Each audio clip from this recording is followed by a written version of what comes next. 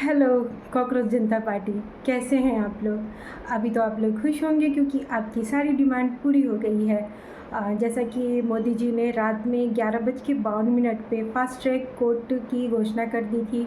और दूसरी बात जो आप सभी की डिमांड थी कि धर्मेंद्र प्रधान जी जो कि शिक्षा मंत्री हैं वो इस्तीफ़ा दे दें, तो आज उन्होंने अपना इस्तीफ़ा भी दे दिया है।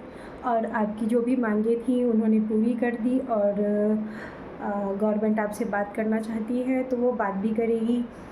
तो दोस्तों, अब तो ना विपक्ष को बोलने का मौका मिलेगा, पक्ष तो तैयार है बात करने के लिए। और जो इसमें राजनीति कर रहे थे, जो स्टूडेंट्स की डिमांड थी वो तो पूरी हो गई है। रही बात फास्ट ट्रैक कोर्ट की, तो वो भी शुरू हो गई।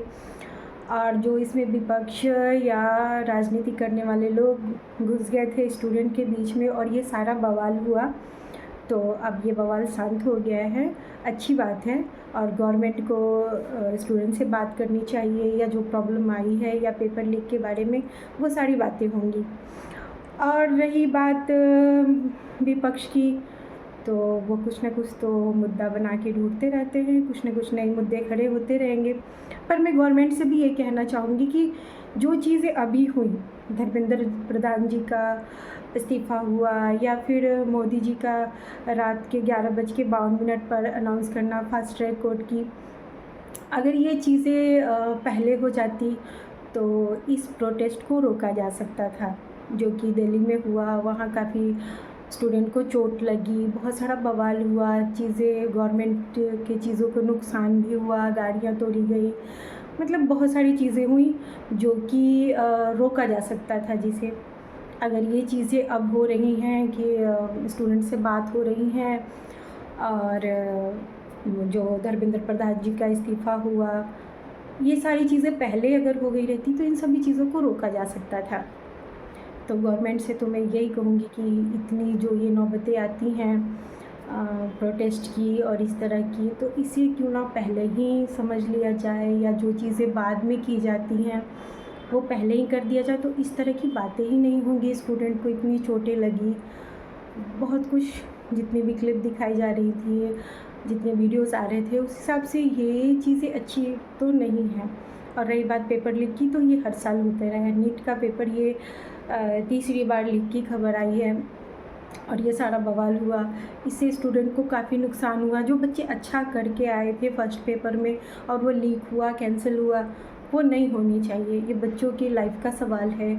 ये जो भी बच्चे एग्ज़ाम देते हैं, बहुत सारी उम्मीद, पेरेंट्स की उम्मीद होती है बहुत सारी, जो टूट जाती है। इतना खर्च करते हैं, पूरी साल मेहनत करते हैं और लास्ट में ये नतीजा होता है। ठीक है, दूसरे बच्चे रिपीट पेपर हुआ तो कर लिए, लेकिन बहुत सारे बच्चों का नुकसान भी हुआ, बच्चों ने सुसाइड किया। तो गवर्नमेंट से तो यही कहेंगे कि ऐसा नहीं होना चाहिए। उन्हें गवर्नमेंट को इस्तीफ़ा दे देने से या फिर इस तरह की चीज़ें से अगर ये रुक जाता है तो सही है, और इस पे कड़ी कार्रवाई होनी चाहिए। ये पेपर लीक फिर से नहीं होनी चाहिए। क्या ये सब प्रोटेस्ट वगैरह से क्या ही होगा।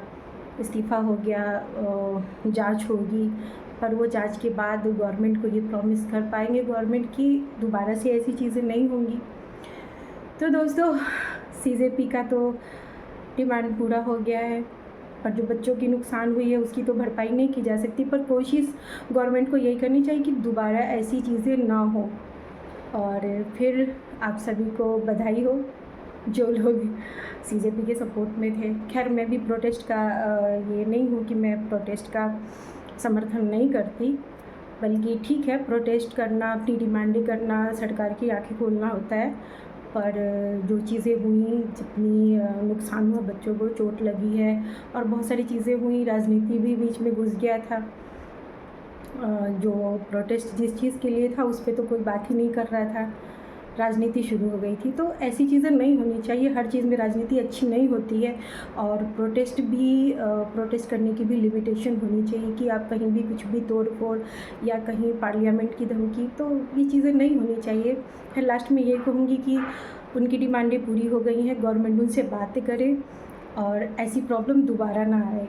इसी उम्मीद के साथ थैंक यू दोस्तों।